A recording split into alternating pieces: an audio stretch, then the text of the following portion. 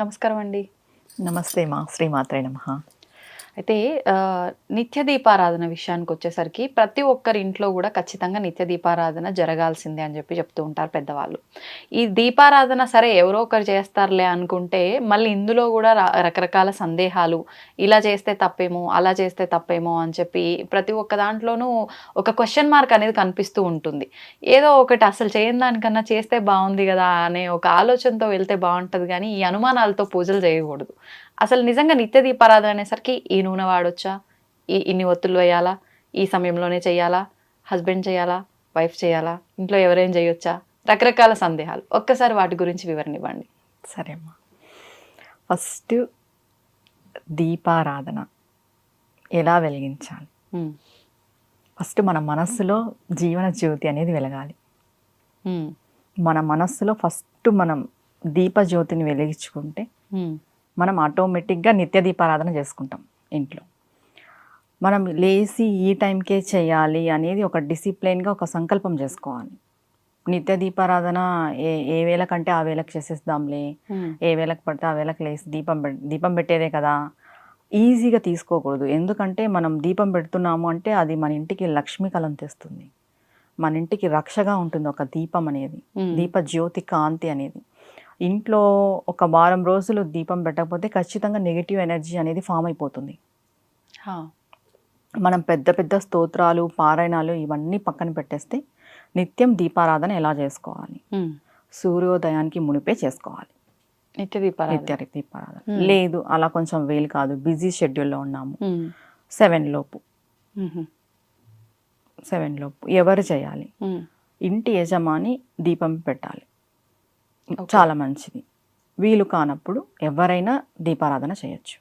వీళ్ళే ఖచ్చితంగా చేయాలి అనేదేం లేదు. ఓకే, వాళ్ళు చేస్తే చాలా మంచిది. వాళ్ళు చేయనప్పుడు వైఫ్ చేసుకోవచ్చు, భార్య. అంటే ఇలా కూడా ఆలోచిస్తూ ఉంటారు చాలా మంది. హస్బెండ్ కనుక చేస్తే అది అందరికీ వర్తిస్తుంది, కుటుంబానికి. భార్య చేస్తే ఒక తనకే వర్తిస్తుంది. అలాంటప్పుడు మిగతా వాళ్ళ క్షేమం గురించి కూడా ఆలోచించాలి కాబట్టి యజమానే ఖచ్చితంగా చేయాలి అంటుంటారు కదా. అంటే భార్య కుటుంబ క్షేమం గురించి ఆలోచన చేయదా? ఆలోచిస్తుంది, కానీ చేసిన ఫలితం మాత్రం తనకొక్కదానికే వర్తిస్తుంది అంటారు. ఎవరు చూసారండి? మనం చూసామా? చెప్తూ ఉంటారుగా రకరకాలుగా, ఒక్కొక్కరు ఒక్కో రకంగా. కానీ భార్య ఆలోచన చేయదా? చేస్తుంది. అసలు ఫస్ట్ తన గురించి తాను కన్నా కుటుంబం గురించి ఎక్కువ ఆలోచిస్తుంది. భార్య అంటే తల్లి తర్వాత తల్లి. అలాంటిది ఇంటికి యజమానురాలు, గృహలక్ష్మి గృహే అన్నారు. అలాంటి గృహలక్ష్మి ఆలోచన చేయదా? చేస్తుంది. ఇక్కడ మెయిన్ వీళ్ళు పెడితే మంచిదా, యజమాని పెడితే యజమాని పెట్టాలి. శాస్త్రంలో యజమాని పెట్టాలి అనేది ఉంది. ఎందుకంటే అది కూడా ఎందుకు, అబ్బాయిలకి అంత డిసిప్లిన్ ఉండదు, మెయిన్గా వాళ్ళంతా పాటించలేరు అనే ఒక దాంతో వాళ్ళు కూడా డిసిప్లిన్గా ఉండాలి, వాళ్ళు కూడా మన శాస్త్రాలని పూజలను అన్నీ తెలుసుకోవాలి, వాళ్ళు కూడా మనతో పాటు పార్టిసిపేట్ చేయాలి వీటన్నిటిలోనూ అని ఇది పెట్టారు. ఓకే, వాళ్ళు పెడితే చాలా మంచిది. కానీ ఆడవాళ్ళు పెడితే ఆడవాళ్ళకే ఉంటుంది అనేది అబద్ధం. ఓకే, ప్రతి ఇల్లాలు వాళ్ళ ఇంటి బాగు గురించి ఆలోచిస్తుంది. ఆమె దీపం పెట్టి నేను ఒకటే బాగుండాలని అనుకోదు కదా. ఒకవేళ స్వార్థంగా ఆమె ఒకటే బాగుండాలి అనుకుంటుంది, అనుకున్నా కూడా ఆమె బాగుండాలి అంటే ఆమెను ఎవరు చూసుకుంటారో వాళ్ళ భర్తనే చూసుకుంటారు, ఆటోమేటిక్గా ఆయన బాగుంటాడు. ఓకే, అవునా కదా. ఒకవేళ స్వార్థంగా ఆలోచన చేసినా కూడా. ఇప్పుడు దీపం ఎలా పెట్టాలి? ఈ కన్ఫ్యూజన్ అందరిలో చాలా ఎక్కువ అయిపోయింది. ఆ నూనె, ఈ నూనె, ఇన్ని ఒత్తులు, అన్ని ఒత్తులు అని. 3 ఒత్తులు వేసుకుంటే త్రిమూర్తులకి సంబంధం. ఓకే, ఒక్కొక్క ఒత్తి బ్రహ్మ, విష్ణువు, శివుడు.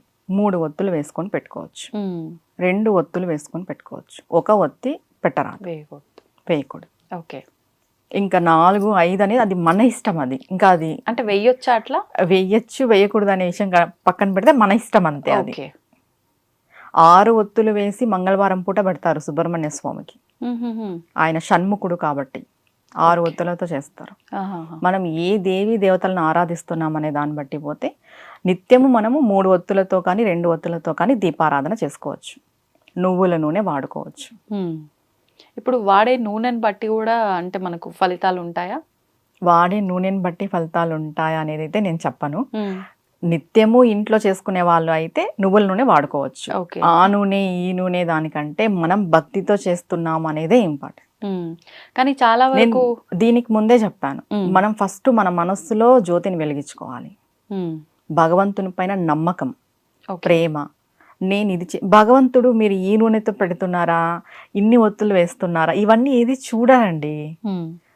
ఇదంతా ఏది చూడరు. ఇది మనం డిసిప్లైన్గా ఉండడానికి మాత్రమే ఇదంతా. ఓకే. ఇప్పుడు మనం నిత్యము లేవాలి, దీపం పెట్టుకోవాలి అనేది మనకు ఉంటే మనం ఖచ్చితంగా అర్లీగా లేసి దీపం పెట్టుకుంటాం. మనం డిసిప్లైన్గా ఉండడానికి ఇవన్నీ వచ్చినాయి తప్ప దేవుడు ఇలానే పెట్టండి, ఇలా పెడితేనే నేను చూస్తాను అనేది ఎక్కడా చెప్పలేదు. ఓకే.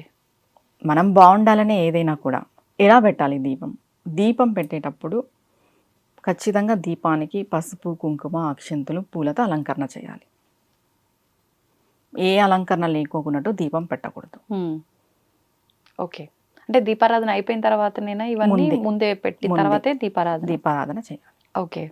చేసుకున్న తర్వాత ముందుగా మీరు దీపం ఎవరి కోసం పెడుతున్నాం? కుటుంబ క్షేమం కోసం, భగవంతుడి మీద ఆ భక్తితో. దీపంలో మనం సుబ్రహ్మణ్య స్వామిని దర్శించాలి. ఆహా. సుబ్రహ్మణ్య స్వామికి సపరేట్గా ఫొటోస్, విగ్రహాలు, విగ్రహారాధన ఇంట్లో తక్కువ. ఆయన దీపజ్యోతిలోనే ఉంటారు. మనము శివుడిని పెట్టుకుంటాం, విఘ్నేశ్వరుని పెట్టుకుంటాం, అమ్మవారిని పెట్టుకుంటాం. సుబ్రహ్మణ్య స్వామి చాలా తక్కువ ఉంటారు. సుబ్రహ్మణ్య స్వామిని ఆ దీపజ్యోతిలో మనం దర్శించాలి. ఓకే. అలా దర్శించాలి అంటే మన మనస్సు, మన బుద్ధి నిమగ్నమై ఉండాలి. ఏదో దీపం పెట్టేశాము, అవును, ఏది చేసినా భౌతికంగా చేయకూడదు, మానసికంగా చేయాలి. చాలామంది ఎలా ఫీల్ అవుతారంటే ఇవాళ దీపం పెట్టకపోతే ఏదో అయిపోతుంది అన్నట్టు ఫీల్ అయిపోతారు. అది తప్పు. ఏమీ అయిపోదు. అది మన మైండ్ అంతే. అని ఇవాళ ఇంట్లో దీపం పెట్టాలా, నాకు ఇలా అయింది, ఇవాళ దీపం పెట్టలే, నా మనసు అదోలా ఉంది. దేవుడైతే శాడిస్ట్ అయితే కాదు. నువ్వు దీపం పెట్టకపోయేసరికి నీకేదో చేయడానికి. మన మనస్సు అంతే. మనం మన మనస్సుని మానసికంగా చేయాలి. ఏ పూజ చేసినా ఇప్పుడు మనం పూజ చేయలేని పరిస్థితిలో ఉన్నాము అంటే మానసికమైన పూజ చేయండి. మీకు ఇంట్లో లేరు, బయట ఎక్కడో ఉన్నారు, మానసికంగా మీరు కూర్చోండి, ఒక చోట ప్లేస్ చూసుకొని కూర్చోండి. నేను మా ఇంట్లో ఉన్నాను, నేను ఇలా దీపం వెలిగిస్తున్నాను, నా ముందు అమ్మవారి పాదాలు, అయ్యవారి పాదాలు ఉన్నాయి, నేను ఇలా అర్చిస్తున్నాను, నేను పాద పూజ చేసుకుంటున్నాను. ఈ స్టేజ్కి రావాలి ప్రతి ఒక్కరూ. ఓకే. మరి అంటే మానసిక పూజ చేయాలన్నప్పుడు ఈ భౌతికమైన పూజలు, ఆరాధనలు, హడావిళ్ళు ఎందుకు అంటే ఏం చెప్తారు? ఇది దాటిపోతాం. ఇవి చేస్తూ పోతే అక్కడికి చేసుకుంటాం. మొదటి స్టేజ్ అంటే ఇవి మొదటి స్టేజ్. ఈ పూజ, వ్రతాలు, నోములు అనేవి మనల్ని మనం డిసిప్లిన్గా పెట్టుకొని భగవంతుని చేరుకోవడానికి మొదటి స్టేజ్ ఇది. ఓకే. అంటే కొంతమంది ఇక్కడ ఆగిపోతారు. మేము ఈ పూజ చేయకపోతే ఏదో అయిపోతుంది, ఈ దీపం పెట్టకపోతే ఏదో అయిపోతుంది. ఏమీ అవ్వదు. దీన్ని దాటి మనం ముందుకెళ్ళాలి. మన మనస్సులోనే మనం పెట్టుకోవాలి, మన మనస్సుతోనే మనం పూజ చేసుకోవాలి భగవంతుడికి. ఆ స్టేజ్కి రావాలి ప్రతి ఒక్కరూ. ఓకే. ఇప్పుడు పెద్దవాళ్ళని చూస్తాం, మనం ఏం చేస్తాం, ఒక మూలను కూర్చొని కృష్ణారామ అనుకో అంటాం.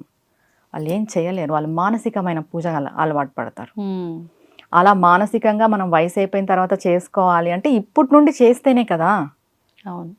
ఇప్పుడు డైలీ మనం దీపం వెలిగిస్తున్నాం, ఎక్కడో మైండ్ పెట్టుకొని, దృష్టి పెట్టుకొని దీపం వెలిగిస్తే నువ్వు ఎలా వెలిగిస్తున్నావు, నువ్వు కళ్ళు మూసుకుంటే నీకు ఎలా గుర్తొస్తుంది? నువ్వు 5 నిమిషాలు దేవుడి విగ్రహాన్ని చూస్తున్నావు, నువ్వు బాగా ధ్యాస పెట్టి దేవుడి విగ్రహాన్ని చూస్తే నువ్వు కళ్ళు మూసుకుంటే అలా నీ కళ్ళలోకి వచ్చేయాలి. మన ఇంట్లో ఉండే దేవతామూర్తులు, లేదా ఏదైనా గుళ్ళోకి వెళ్ళినాం మనం, ఆ దేవతామూర్తి మనకు అలా కల్లో కనిపించాలంటే నువ్వు దృష్టి పెట్టి చూస్తేనే కదా. అవును. ఎక్కడో మనసు పెట్టి నేను పూజాధికాలన్నీ చేసేస్తున్నానంటే నువ్వు మానసిక పూజ ఎలా చేయగలవు? ఈ స్టేజ్ని దాటి రావాలి అంటే ఇక్కడ చాలా డిసిప్లిన్గా, ఇంట్రెస్ట్గా, శ్రద్ధగా చేయాలి. ఇవి చేస్తేనే మనం ఆ స్టేజ్కి రాగలం. ఓకే. నిత్య దీపారాధనలో ఎవ్వరూ ఏం డౌట్స్ పెట్టుకునే అవసరం లేదు. సూర్యోదయానికి మునిపే దీపం పెట్టుకోవాలి, తర్వాత సూర్యాస్తమయం తర్వాత దీపం పెట్టుకోవాలి. ఓకే. 2 సార్లు. నైవేద్యం పండ్లో ఫలమో ఏదో ఒకటి, పాలు, డ్రై ఫ్రూట్స్ ఇంట్లో ఏవో ఒకటి ఉంటాయి కదా, అది భగవంతుని దగ్గరికి పెట్టి భగవంతునికి చూపించి మనం తీసుకోవడమే. ఓకే. ముందుగా నిత్య దీపారాధన చేసేవాళ్ళు, నిత్య పూజ చేసేవాళ్ళు ఆచమనీయం ఖచ్చితంగా చేసుకోవాలి. అవునా?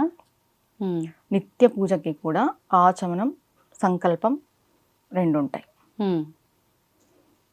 ఎందుకంటే మనం నోట్తో ఏదేదో మాట్లాడింటాం, ఆ టైం వెళ్తాం దేవుని రూమ్లోకి, టకటక పూజ చేసేయకూడదు. చేత్తో ఏవేవో ముట్టుకొని ఉంటాం. ఫస్ట్ మనం శుద్ధి చేసుకోవాలి మన చేతులు, మన నోరు. ఆచమతో శుద్ధి అయిపోతుంది. ఓకే.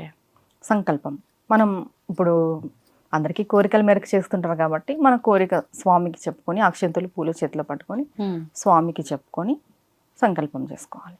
ఓకే. ఇప్పుడు అంటే పువ్వులు లేనిది అసలు పూజ చేయకూడదా? అలా ఏం లేదండి. పువ్వులు ఉంటేనే పూజ, ఏమీ లేకపోయినా కూడా పూజ చేయొచ్చు. ఓకే. దాన్నే మానసిక పూజ అంటారు. ఓకే.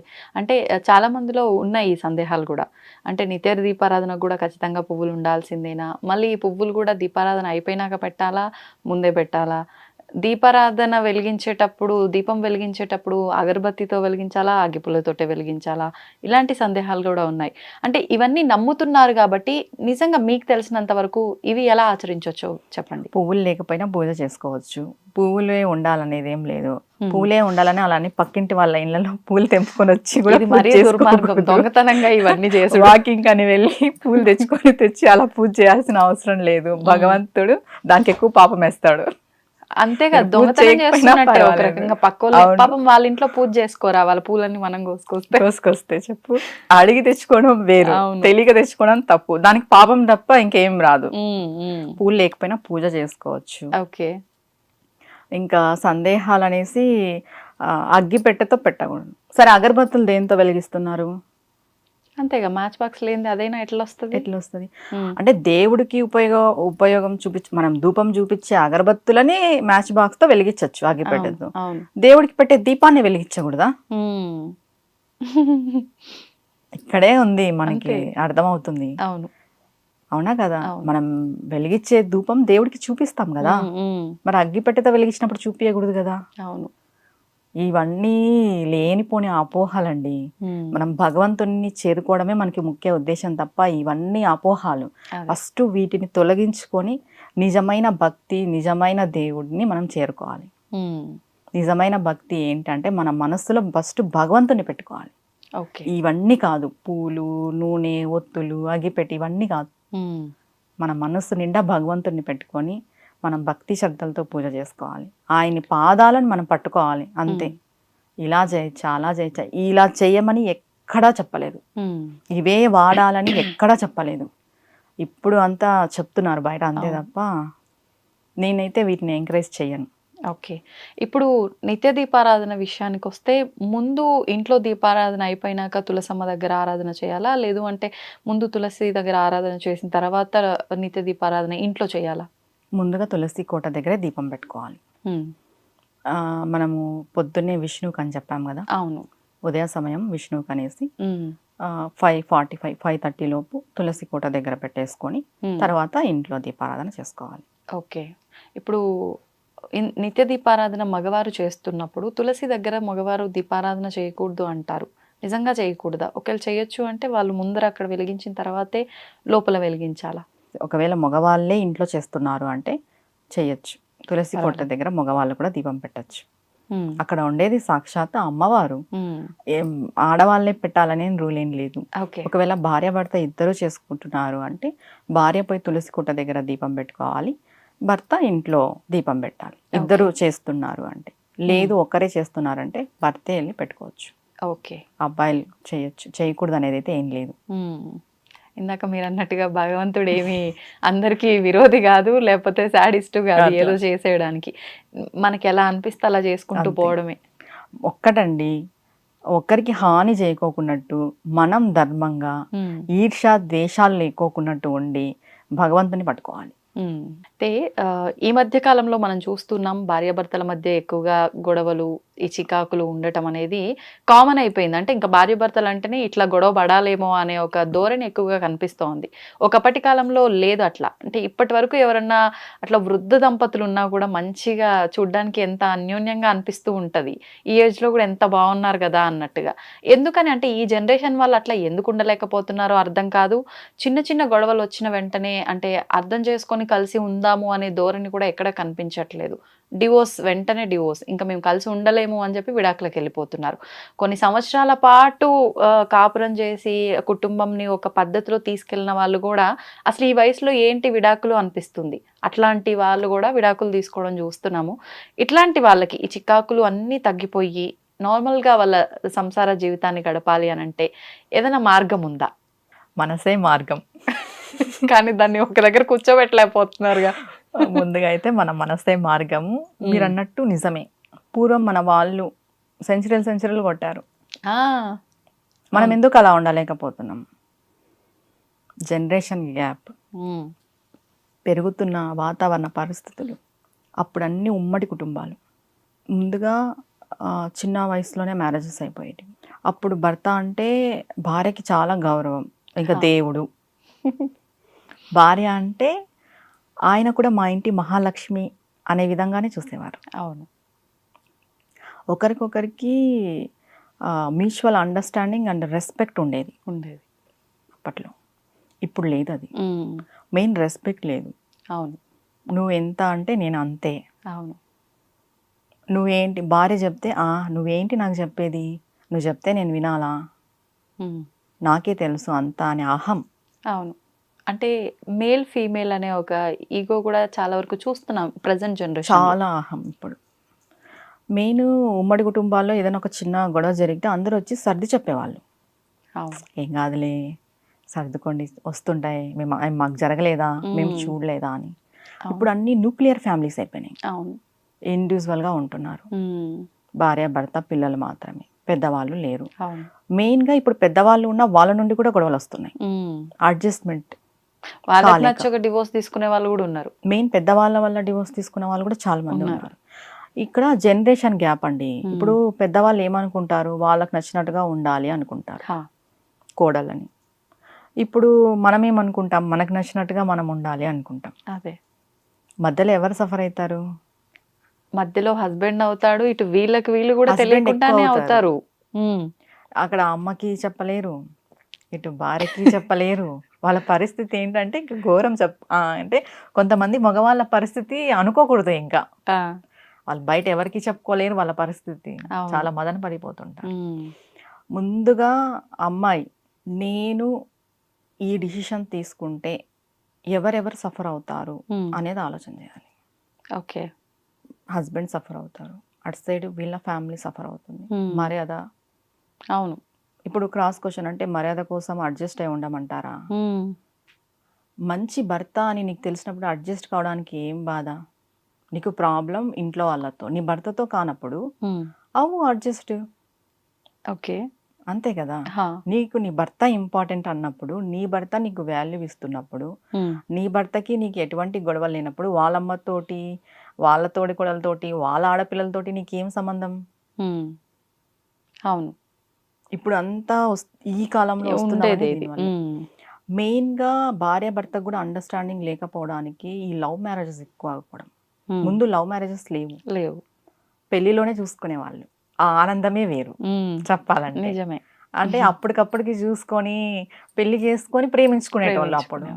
ఇప్పుడు ప్రేమ అంతా అయిపోయిన తర్వాత పెళ్లి చేసుకుంటున్నారు. ఆ స్పార్క్ ఎలా వస్తుంది ఇద్దరి మధ్యన? అట్రాక్షన్ ఖచ్చితంగా భార్య భర్తకు అట్రాక్షన్ అనేది ఉండాలి. అది లేనప్పుడు కూడా చాలా గొడవలు వస్తాయి, కొలాప్స్ అయిపోతుంది. మనం ఏం చేస్తున్నామంటే బాగా ఏళ్ళేళ్ళు తిరిగేసేసి పెళ్లిళ్ళు చేసుకుంటాం. వాస్తవం. ఇదే మిస్టేక్ అంటారా? ఇదే మిస్టేక్. పూర్వం వాళ్ళు ఎందుకు అంత అన్యోన్యంగా కలుస్తున్నారు, మనం ఎందుకు ఉండలేకపోతున్నాం? మనం ఎందుకు ఉండలేకపోతున్నాం అంటే ఆయన తిరుగుళ్ళని తిరిగేస్తున్నాం అంతే. పెళ్లికి ముందు దేనికి వాల్యూ లేకుండా అయిపోయింది. వాల్యూ లేదు, రిలేషన్కి వాల్యూ లేదు, వ్యక్తి అంటే వాల్యూ లేదు, మన సాంప్రదాయానికి వాల్యూ లేదు. కరెక్ట్. పెళ్లి చేసుకోవాలి. ఇప్పుడు కూడా ప్రేమించుకునేటోళ్ళు పెళ్లి చేసుకోవాలంటే ఏదో నలుగురు కోసం తంతుగా పెళ్లి చేసుకుంటున్నారు. అలా కాదు, బాధ్యతగా పెళ్లి చేసుకోవాలి. ఆ బాధ్యత అనేది ఉంటే ఆ స్పార్క్, అట్రాక్షన్ అనేది ఉంటుంది. నేను లవ్ మ్యారేజ్ తప్పు అని చెప్పను. త్వరగా పెళ్లిళ్ళు చేసుకోండి. త్వరగా అంటే మీకు నచ్చిందా, మీ ఇంట్లో మాట్లాడేసి పెళ్లి చేసుకోండి. అర్లీ లవ్ మ్యారేజ్ వద్దు. అంటే సెటిల్ కాకముందు నువ్వు లవ్ చెయ్యొద్దు అసలు. ఇది సెటిల్మెంట్ గురించి కూడా ఆలోచిస్తున్నారు కాబట్టి కూడా డిలే అవుతున్నాయి. నువ్వు లవ్ చేయొద్దు, సెటిల్ కాకపోతే లవ్ చేయొద్దు. లవ్ చేసినా తిరగద్దు. ఎవరి లిమిట్స్లో వాళ్ళు ఉండాలి. ఓకే. ఎవరి లిమిట్స్లో వాళ్ళు ఉండి పెద్దల్ని ఒప్పించుకొని చేసుకో. ఇప్పుడు సెటిల్మెంటే కానప్పుడు నీకు లవ్ ఎందుకు? ఒక అమ్మాయిని పోషించలేని స్థితిలో ఉన్నప్పుడు నీకు ప్రేమ ఎందుకు? ఫస్ట్ మనది మనం చూసుకోవాలి కదా. అవును. దాని తర్వాతే లవ్ చేయాలి. లవ్ చేసినా కూడా లిమిట్స్లో ఉండాలి. ఇప్పుడు బాగా కొన్ని అయితే పెళ్లి వరకు కూడా పోవట్లేదు. అవును. చాలా సంవత్సరాలు లవ్ చేసుకున్నా కూడా పెళ్లి వరకు పోవట్లేదు. ఎందుకు పోవట్లేదు? క్లోజ్ అయిపోవడం వల్ల ఒకరికొకరికి అంత తెలిసిపోతుంది పెళ్లికి ముందే. ఇంకా పెళ్లి తర్వాత ఏముంటుంది మీరు కలిసి ఉండడానికి? నిజమా కాదా? నిజం నిజం. కనీసం అంటే ఆ వాల్యూస్ ఉండుంటే అన్నా కంటిన్యూ అయ్యి ఉండేదేమో ఆ జర్నీ పెళ్లి వరకు. వాల్యూస్ కూడా ఉండట్లేదు కాబట్టి అక్కడతో ఎండ్. ఇంకా ఎండ్. ఇప్పుడు పెళ్ళి అయిన తర్వాత కోసం అరేంజ్ మ్యారేజెస్ ప్రాబ్లం, భర్త సరిగ్గా లేడు, టైం ఇవ్వండి. వెంటనే డివోర్స్కి వెళ్ళిపోవద్దు. నువ్వు వెళ్ళి మీ అమ్మ వాళ్ళ ఇంట్లో చెప్పి వాళ్ళని మాట్లాడమని చెప్పించడము, లేదా మీ అత్తగారికి పెద్దలు ఉంటారు కదా, ఎవరో ఒకరు ఉంటారు, వాళ్ళకి చెప్పడము, సర్ది చెప్పండి అని చెప్పడము, లేదా నువ్వే మాట్లాడటము. ప్రేమతో మాట్లాడండి మీ హస్బెండ్తో. అబ్బాయిలకు కూడా చెప్తున్నా, ఇప్పుడు ఆ అమ్మాయి మిమ్మల్నే నమ్ముకొని వచ్చింటుంది, ఎక్కడో పుట్టింటుంది, తల్లి తండ్రిని అందరినీ వదిలేసుకొని నీ వెంట వస్తుంది. నువ్వు ఎలా చూసుకోవాలి? వాళ్ళ అమ్మ వాళ్ళ నాన్నని గుర్తు రాకున్నట్టు కాకపోయినా కూడా బాధ పెట్టుకోకున్నట్టు చూసుకోవాలి. అంతే. అంతే నీ బాధ్యత కదా అది. నువ్వు అమ్మాయిని తెచ్చేసుకొని ఏదో నీ ఇంట్లో పని చేయడానికే నేను తెచ్చుకున్నాను, మేమందరు చెప్పిండేదంతా నువ్వు వినాలి, మేమే ఇది, నువ్వు అజమాయిషి దేనికి? తను కూడా ఒక మనిషే కదా. అవును. తనకి ఫీలింగ్స్ ఉంటాయి కదా, సెల్ఫ్ రెస్పెక్ట్ అనేది ఉంటుంది కదా. ఆ సెల్ఫ్ రెస్పెక్ట్ని నువ్వు రెస్పెక్ట్ చేయనప్పుడు నీకెందుకు భార్య? కరెక్టే. దీనికి కారణం తల్లి తండ్రి. కొడుకుల్ని ఎలా పెంచాలి? నువ్వు ఒక అమ్మాయికి రెస్పెక్ట్ ఇచ్చేది కూడా తెలియనంతగా నీ కొడుకుని పెంచుతున్నావా? అవునా కాదా? నువ్వేం నేర్పియాలి నీ కొడుక్కి? ప్రతి అమ్మాయిలోనూ అమ్మతనాన్ని చూసేది నేర్పియాలి. అవును. ఎవరు పుట్టుకతో అన్నీ నేర్చుకోరు. ఇప్పుడు పిల్లలకి మనం చెప్తేనే కదండి మన పిల్లలు ఎలా ఉండేది తెలుస్తుంది. కొడుకు తప్పు చేసినప్పుడు తల్లి దండించాలి, తల్లి చెప్పాలి. ఇప్పుడు కొంతమంది వినరండి, వినరు. ఇలాంటి వాళ్ళు కూడా ఉన్నారు, వినరు. వినేలాగా ఏదో ఒకటి మనం మార్గం ఆలోచన చేయాలి. కొంతమంది ఏం చేస్తున్నారంటే వాళ్ళ కొడుకుల గురించి పూర్తిగా తెలిసినా కూడా అమ్మాయిని తెచ్చి కట్టబెట్టేసి ఆ అమ్మాయిని బలి చేసేస్తారు. ఇలా కూడా చూస్తున్నాం, చాలా చూస్తున్నాం కేసెస్ ఇలా. మీకు అన్నీ తెలిసినప్పుడు మీ అబ్బాయి గురించి ఇంకొక అమ్మాయి జీవితాన్ని ఎందుకు బలిస్తారు? మేము బానే ఉంటాం కదా, ఎవరి జీవితం పాడైపోతే మాకేంటి? తప్పు కదా. ఇదే ఆలోచన కనిపిస్తుంది అక్కడ. ఎవరో అమ్మాయిని తీసుకొచ్చి నీ కొడుకు కట్టబెట్టేసి ఆ అమ్మాయి సఫర్ కావాలా? ఎంత అన్యాయం చెప్పు. అమ్మాయిల పట్ల కూడా చాలా అన్యాయం జరుగుతుంది. ఈ జనరేషన్ లో అబ్బాయిల పట్ల అన్యాయము జరుగుతుంది, అమ్మాయిల పట్ల కూడా అన్యాయం జరుగుతుంది. అవును, ఇద్దరికి రెండు సైడ్లు ఉన్నాయి. మెయిన్ ఇంకొకటి, ఈ జనరేషన్ లో ఇద్దరికి అహం వల్ల కూడా డివోర్స్ జరుగుతున్నాయి. అండర్స్టాండింగ్, సంపాదన కూడా. ఇప్పుడు ఒకప్పుడు లేడీస్ సంపాదించలే, ఇప్పుడు సంపాదిస్తున్నారు కాబట్టి అహం చూపిస్తున్నారు అంటారు. అట్లా అందరు అమ్మాయిల్ని తప్పు పెట్టడానికి లేదు ఇక్కడ. అందరు అమ్మాయి అంటే ఏదో ఒక టైంలో లేడీస్కి వస్తుందండి అది ఫీలింగ్, నేను రాకూడదు అంటారా? మరి ఒకవేళ రాకూడదు. ఇప్పుడు నువ్వు దేనికోసం సంపాదిస్తున్నావు? మీ ఇద్దరు బాగుండడం కోసం సంపాదిస్తున్నావు. మీ ఇద్దరు గొడవ పడ్డానికి ఇంక నువ్వు ఎందుకు సంపాదించాలి? నీ సంపాదనే మీ ఇద్దరికి గొడవకి కారణం అవుతుంది అంటే అప్పుడు మనలో చేంజ్ వచ్చినట్టే కదా. లేడీస్లో మనది అనుకొని ముందుకెళ్ళాలి. చిన్న చిన్నవి జరుగుతాయండి, గొడవలు లేని సంసారం ఉండదు. ఒక భార్య భర్తకి కూడా గొడవలు అవ్వాలి, కానీ శృతిమించిన గొడవలు అవ్వకూడదు, డివోర్స్ అయ్యేలాగా గొడవలు అవ్వకూడదు. నేను ఒక్క విషయం చెప్తాను, భార్య భర్తకి గొడవలు లేవు అని అంటే వాళ్ళిద్దరి మధ్య ప్రేమ లేదని చెప్తా. ఓకే, వాళ్ళకి ఇవ్వాలి డివోర్స్, గొడవలు లేని వాళ్ళకి. ఎందుకంటే వాళ్ళిద్దరికి ప్రేమ లేదు, ఇంకెందుకు వాళ్ళు కలిసి ఉండడం? గొడవలు జరగాలి, కానీ ఏ గొడవ జరిగినా 1 or 2 daysకి సర్దు మణిగిపోవాలి. అది 4 గోడల మధ్యలోనే ఉండాలి. అసలు మేము గొడవే పడము, మాకు గొడవలే వద్దు అని అంటే ఒకరికొకరు ఎలా తెలుసుకుంటాము? చిన్న చిన్న మిస్టేక్స్ జరుగుతాయి. చాలా మంది పెద్ద పెద్ద మిస్టేక్స్ చేసినా కూడా కడుపులో పెట్టుకొని ఉండే భర్తలు ఉన్నారు, భార్యలు కూడా ఉన్నారు. అవును, భర్తలు మిస్టేక్ చేసినా కూడా సర్దుకొని పోయి సంసారం చేస్తున్న ఆడవాళ్ళు చాలా మంది ఉన్నారు. అలాగే అబ్బాయిలు కూడా, అమ్మాయిలు ఏదైనా చిన్న చిన్న మిస్టేక్స్, పెద్ద పెద్ద మిస్టేక్స్ చేసినా సర్దుకొని పోయి ఉండేటోళ్ళు కూడా ఉన్నారు. ఎందుకు? పిల్లల భవిష్యత్తు ఉంటుంది. మీ ఇద్దరు విడిపోవడం, మీరు సపరేట్ అయిపోతారు. పిల్లల పరిస్థితి, అవును, వాళ్ళు ఎంత ఫీల్ అవుతారు, ఎంత సఫర్ అవుతారు. నిజం. సింగిల్ పేరెంట్ పిల్లలు పడే బాధ ఎవరికి ఉండదు. ఈ మధ్య వాళ్ళే ఎక్కువైపోయారు. అసలు సింగిల్ పేరెంట్స్ లేని పిల్లలకు కూడా ఉండదు ఆ బాధ. ఆ, సింగిల్ పేరెంట్ పిల్లలు పడే బాధ. పేరెంట్స్ లేకపోతే కంప్లీట్, నాకు పేరెంట్స్ లేరు లేరు, ఏదో అనేమో. అమ్మమ్మో నానమ్మో పెంచుతున్నారు, తాతమ్మో పెంచుతున్నారు, అయిపోతుంది అక్కడికి. అవును, కానీ ఉండి కూడా డివైడ్ అయిపోయి వాళ్ళు ఎక్కడో ఉండి వీళ్ళు ఎక్కడో ఉండి ఎంత ప్రాబ్లం చెప్పది.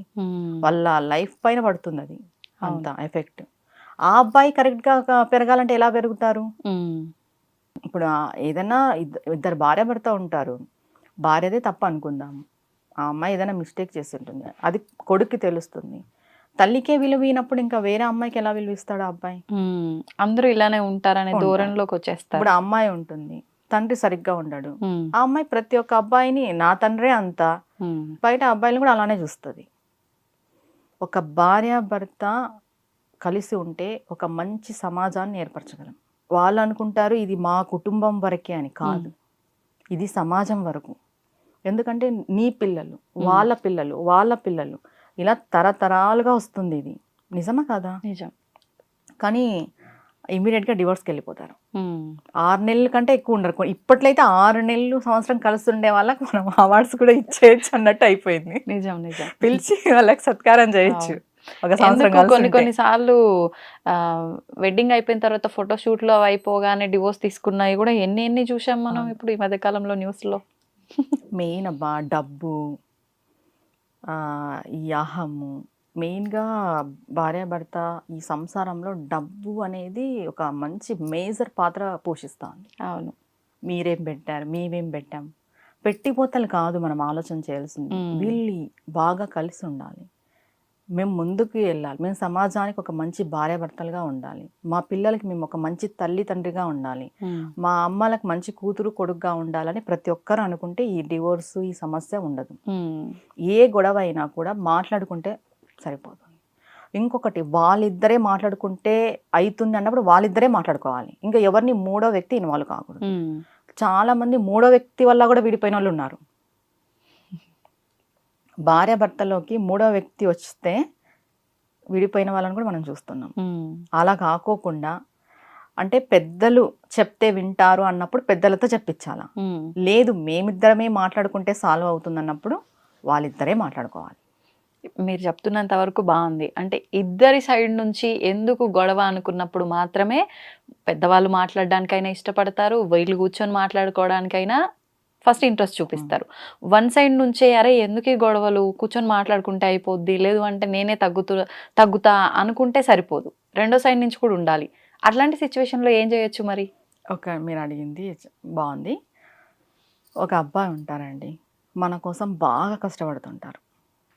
భర్త పొద్దున వెళ్ళి నైట్ వరకు కష్టపడతాడు, వస్తాడు, ఇంటికి వస్తాడు, ఏదో చిన్న మాట నిన్ను అన్నాడు, తగ్గితే ఏమైపోతుంది? ఒక మాటే కదా.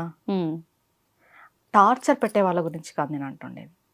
ఏదో అనరు, సామాన్యంగా భార్యలు అన్నారు అనుకోండి, కానీ కొంత ఆడవాళ్ళు ఏం చేస్తారంటే దాన్ని పట్టుకొని ఇంత రాందాంతం చేసేస్తారు, లాగేసి. అలా చెయ్యొద్దు అంట నేను.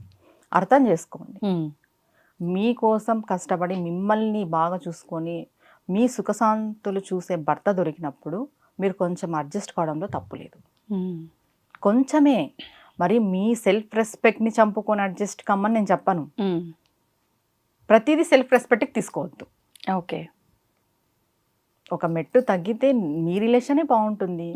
ఇప్పుడు ఈ గొడవ అక్కడికి అయిపోతే ఆ తర్వాత మంచిగా ఉండొచ్చు, ఖచ్చితంగా మంచిగా ఉంటుంది. చెప్పాలంటే ఏదైనా గొడవ జరిగిన తర్వాత ఒక హాఫ్ అన్ అవర్ 1 అవర్ దాటిపోతే మళ్ళీ మంచిగా అవుతుంది.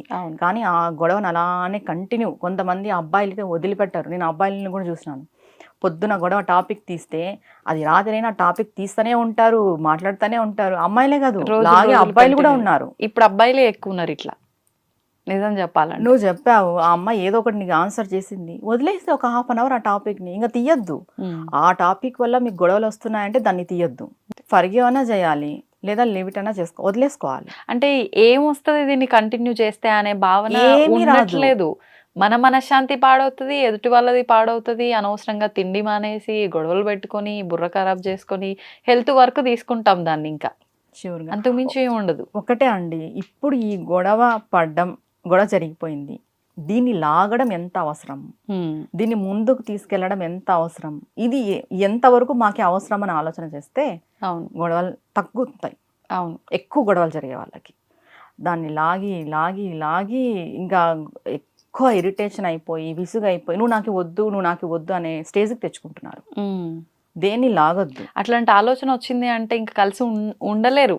నిజంగా ఒక ఇంట్లో ఉన్నప్పటికీ వేరు మనస్తత్వాలు అయిపోతాయి, వేరు విధానాలు అయిపోతాయి. అదంతా ఇంకా బాగోదు చూడ్డానికైనా ఉండడానికి. చాలా మంది వద్దు అనుకున్న వాళ్ళు కలిసి ఉండి బాగుండే వాళ్ళని కూడా ఉన్నారు. ఎందుకు?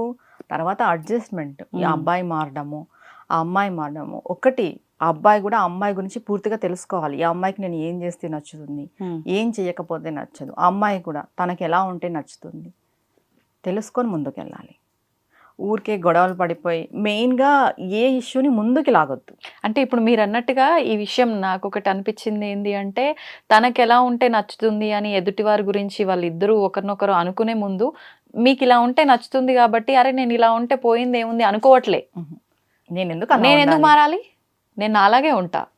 ఇది ఒకటి ఎక్కువ వింటున్నాం. అంటే దీనివల్ల గొడవలు ముందుకెళ్తున్నాయి ఇంకా. అవును, అంటే ఇప్పుడు ఇంట్లో పేరెంట్స్ కూడా కొంతమందికి నువ్వు ఎందుకు మారాలి, ఫ్రెండ్స్ కూడా నువ్వే ఎందుకు మారాలి, నువ్వు ఎందుకు తన కోసం నీ వ్యక్తిత్వాన్ని నువ్వు మార్చుకుంటావా, తన కోసం అని ఎందుకు, కుటుంబం కోసం కదండి, నీ పిల్లల భవిష్యత్తు కోసం నువ్వు మార్చుకుంటున్నావు. అవును, పిల్లలు అయిండే వాళ్ళు ఉంటారు. అవును, నువ్వు తన కోసం మారితే తప్పేం లేదు. నీ పిల్లలు బాగుంటారు సంతోషంగా. అవును, అవునా కదా? ఒక అబ్బాయి కూడా మారితే నీ పిల్లల భవిష్యత్తు బాగుంటుంది. ఇక్కడ భార్య కోసమే అని కాదు, మొత్తం కుటుంబం వ్యవస్థ అంతా ఆధారపడి ఉంటుంది. అవును, వీరిద్దరే కాదు బాధపడే. కానీ ఏం ఆలోచిస్తారంటే మేమిద్దరమే అని ఆలోచిస్తారు, నీది నాది అని ఆలోచిస్తారు. కానీ కుటుంబం వ్యవస్థ అంతా అని ఆలోచన చెయ్యరు. ముందుగా ఒకటే చెప్తా నేను, ఈ పెళ్ళిళ్ళు చేసుకునే వాళ్ళకి ఒకరికొకరు తెలుసుకొని డబ్బు పెట్టిపోతలు కట్నాలు కానుకలు కాదు, గుణగణాలు తెలుసుకొని చేసుకోండి. లవ్ మ్యారేజ్ వాళ్ళైతే అర్లీగా త్వరగా పెళ్లి చేసుకొని ట్రై చేయండి. ఏళ్ళు గడిపేసి తిరిగేసి కాదు. ఓకే, త్వరగా అంటే పూర్వం వాళ్ళ ఎందుకు అంత కలుస్తున్నారు అంటే వాళ్ళు పెళ్లిలోనే చూసుకునేవాళ్ళు ఒకరినొకరిని, పెళ్లి చేసుకొని ప్రేమించుకునేటోళ్ళు. అవును, అందుకు వాళ్ళు అలా నిలబడినారు అంత స్ట్రాంగ్గా. పిల్లలు కూడా చాలా మంది అప్పుడు, ఇప్పుడు ఒకరు ఇద్దరే. అవును, ఆ ఒకరిని తీసుకొని లట్టెక్కని వెళ్ళిపోతారు, డివోర్స్ ఇచ్చేస్తారు. 10 మంది పిల్లలు, అప్పుడు 10 మందిని తీసుకుని వెళ్ళలేరు కదా. అవునా కదా? అవును, అది అప్పుడు వ్యవస్థ ఎందుకు అంత బాగా నడిచింది అంటే ఓన్లీ కుటుంబం కోసమే త్యాగాలు చేసిన వాళ్ళు ఉన్నారు జీవితాలని. ఇప్పుడు అంతా స్వార్థం. అవును, స్వార్థపూరితమైన జీవితాలు అయిపోయినాయి కాబట్టి సెల్ఫ్ ఆలోచిస్తున్నారు. ఇంకా ఇదంతా మనం పక్కన పెడితే వాళ్ళు కలిసి ఉండడానికి ఏం చేయాలి? ఇప్పుడు చాలా మంది అమ్మాయిలు భర్తలు మారాలని అనుకుంటుంటారు, అవును, అబ్బాయిలు భార్యలు మారాలని అనుకుంటుంటారు. నిత్యము చేసుకోవాల్సిన శ్లోకం అర్ధనారీశ్వరుని శ్లోకం. ఓకే, ఎందుకంటే శివుడు తన సతికి సగభాగాన్ని ఇచ్చేశాడు, వాళ్ళిద్దరు ఒకటి. శివుడు శక్తి వేరు కాదు. ఇప్పుడు కూడా ఒకటే చెప్తాను, భార్య భర్త అంటే ఇద్దరు ఒకటే, వేరు కాదు. శరీరాలు మాత్రమే వేరు, వాళ్ళ మనసులు ఎప్పుడు ఒకటి. ఆ స్టేజ్కి మన బంధం వెళ్ళాలి. ఈ సెకండ్ భార్య ఏం ఫీల్ అవుతుందో భర్త చెప్పకనే అర్థం చేసుకోవాలి, ఆ స్టేజ్కి వెళ్ళాలి. అది దాంపత్యం అంటే, ఏదో ఆర్టిఫిషియల్ కాదండి. కరెక్ట్. ఇలా దాంపత్యం గురించి చెప్పుకుంటూ పోతే చాలా చెప్పచ్చు. తర్వాత ఒక మంత్రం ఉంది, నిత్యము ఎక్కువ గొడవలు జరుగుతుంటాయి. ఓకే, నిత్యం ఇంట్లో గొడవే ఉంటుంది. అలాంటి వాళ్ళు ఓం శివ స్వాధీన వల్లభాయై నమః, శివ స్వాధీన వల్లభాయై నమః. శివుడి యొక్క స్వాధీనంలో ఉంటుంది అమ్మవారు. అంటే స్వాధీనం అంటే హద్దులో చేతులో అని కాదు, వాళ్ళిద్దరూ ఒకటే అని. అంటే ఇది అబ్బాయి సైడ్ నుంచి అయినా అమ్మాయి సైడ్ నుంచి ఎవరైనా చేయొచ్చు. ఓకే, ఎవరైనా చేయొచ్చు. ఎన్నిసార్లు చేయొచ్చు రోజు? ఇన్నిసార్లు అనేది ఏం లేదు. వాళ్ళకి చాలా గొడవలు జరుగుతుంటాయి కదా ఇంట్లో, ఇంకా పొద్దున లేస్తే గొడవలు అనేటోళ్ళు నిత్యము పఠించుకోవచ్చు. అర్ధనారీశ్వర స్తోత్రం మాత్రం నిత్య పూజలో ఒకసారి చేసుకోవచ్చు. ఓకే, ఇద్దరు చేసుకోవచ్చు.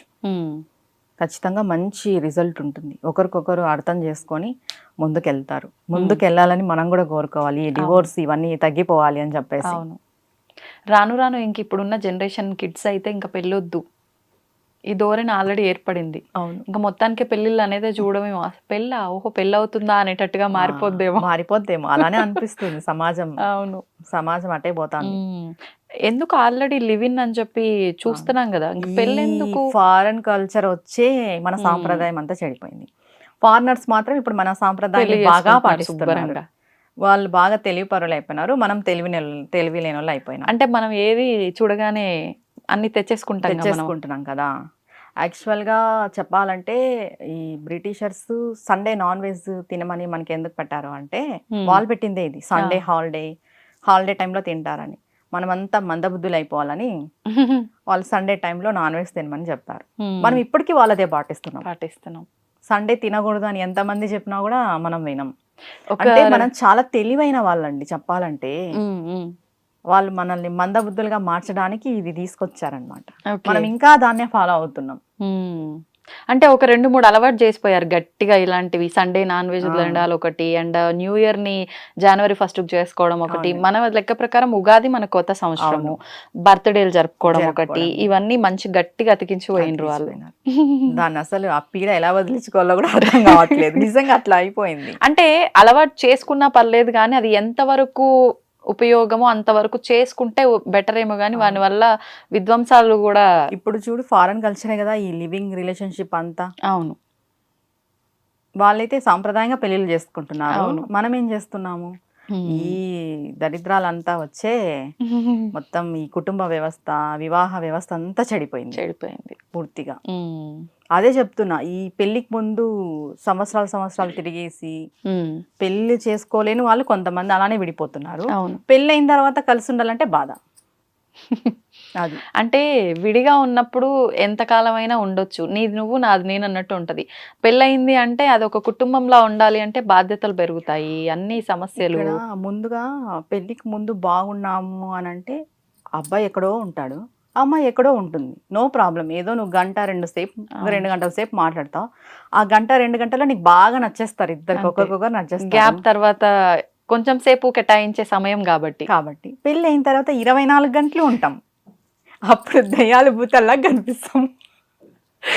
చెప్పాలంటే ఒకరికొకరు అలానే కనిపిస్తాం అనమాట. అలా కాకున్నట్టు మనం అరేంజ్ మ్యారేజెస్ కానీ ఎక్కువ టైం స్పెండ్ పెళ్ళికి ముందు చేయకోకున్నట్టు పెళ్ళైన తర్వాత చేసి ఒకరినొకరిని అర్థం చేసుకుంటూ ముందుకు పోతే కుటుంబ వ్యవస్థ బాగుంటుంది.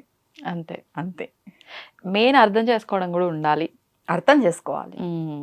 మేమే ఎందుకు అర్థం చేసుకోవాలని అనుకోకూడదు. అవును, అంటే పెద్దవాళ్ళు చెప్తూ ఉండేవారు. ఇప్పటికీ అమ్మమ్మలు తాతమ్మలు ఉంటే మొగుడు దగ్గర పెళ్ళం తగ్గితే ఉంది, పెళ్ళం దగ్గర మొగుడు తగ్గితే ఉంది, ఆడమొగ అనే భేదమే ఉంది, ఇద్దరం ఒకటే అన్నట్టుగా ఉంటేనే కదా. అవసరమైనప్పుడు కాళ్ళు పట్టుకున్న వాళ్ళు కూడా ఉన్నారు, దేవతల దగ్గర నుంచి పెళ్ళాం కాళ్ళు అన్నట్టుగా చెప్తారు. కానీ కొన్నిసార్లు ఇవన్నీ వర్కౌట్ అవ్వట్లే మన జనరేషన్కి వచ్చేసరికి.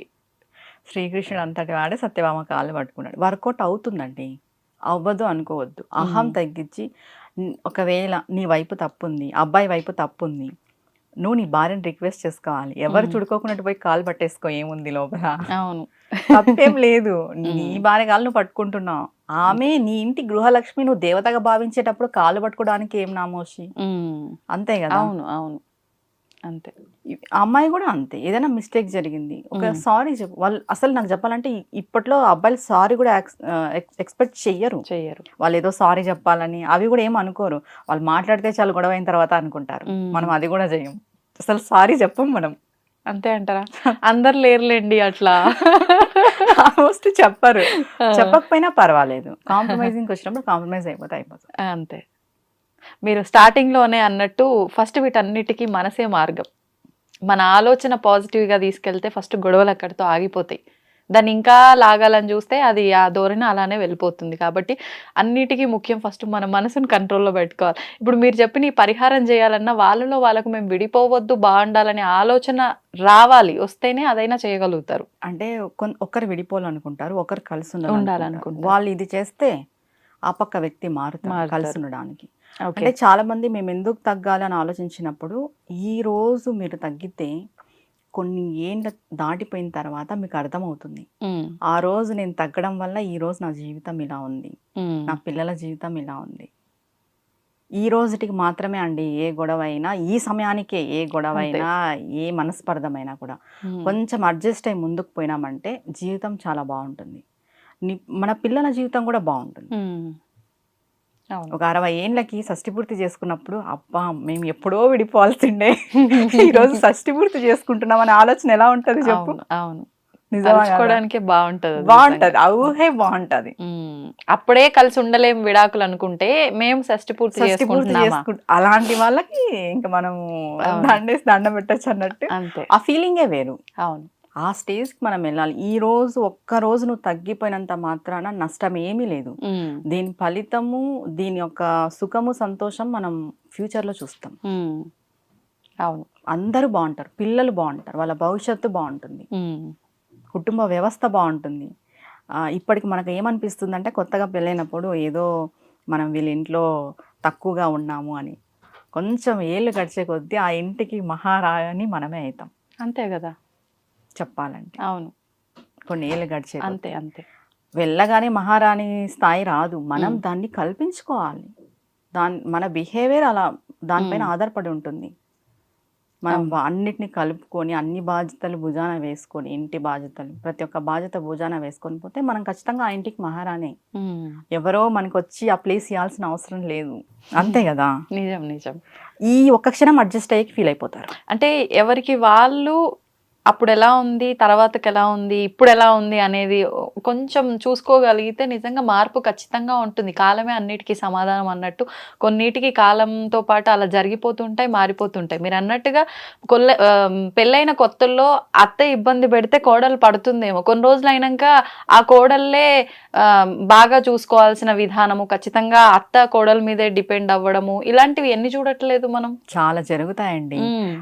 మనం భగవంతుని నమ్ముకొని ముందుకు పోయి నా సంసారం బాగుండాలి అనుకుంటే ఖచ్చితంగా తారుమారైపోతాయి అన్ని. నిజంగానే.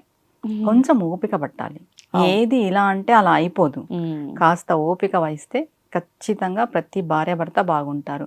నేను ఇచ్చే సలహా ఏంటంటే డైరెక్ట్గా డివోర్స్ అనుకోకుండా గొడవలైనప్పుడు కొంచెం టైం తీసుకోండి. ఇద్దరు ఒకే ఇంట్లో ఉండలేకపోతున్నారు, కొద్ది రోజులు నువ్వు మీ అమ్మగారి ఇంట్లో ఉండి ఆలోచన చేయాలి. ఆలోచన చేసి మాట్లాడుకోవడము, ఇద్దరు కమ్యూనికేషన్ బాగా పెట్టుకోవడం, ఒకరినొకరిని తెలుసుకోవడం. ఇంకా అక్కడికి మనకి పడట్లేదు అంటే ఇంకా అది దైవ నిర్ణయం. అంతే అంతే. కానీ ప్రయత్నం అయితే ఇద్దరు చేయాలి, ఖచ్చితంగా ఉండాలి. మెయిన్ దేని వల్ల గొడవ వస్తుంది, ఎవరి వల్ల గొడవ వస్తుంది అనేది తెలుసుకొని మనం దాన్ని రిమూవ్ చేసేసుకుంటే అవును సెట్ అయిపోతుంది అంతా. అంతే. నాకు కూడా చాలా మంది అడుగుతారు, మేమే ఎందుకు అడ్జస్ట్ అవ్వాలి, మేమే ఎందుకు తగ్గాలని. ఈ పాయింట్ ఒక్క రోజు మీరు తగ్గితే మీ జీవితం ఎలా ఉంటుందో ముందుకు తెలుస్తుంది. అవును అంతే. సూపర్ అండి నిజంగా.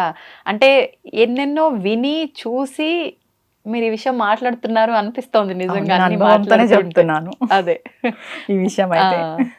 ఓకే అండి, థ్యాంక్ యూ అండి, థ్యాంక్ యూ వెరీ మచ్. శ్రీమాత్రే నమః. తవ్వండి, తవ్వుతున్న శివలింగం. పరమాత్మకు జీవా సరే దాన్ని అట్లా కప్పేసేయండి, చూపించదండి. Krishna is there. మూర్తి పూజ కాదు, సాక్షాత్ బ్రజేంద్ర నందన భగవాన్ ఉన్నారు మూర్తిలో. ఏమీ ఆశించకుండా ఆరాధించే వాళ్ళు కూడా ఉన్నారా ప్రభుజీ? నిజమైన భక్తి అంటే మనకు తెలియదు కాబట్టి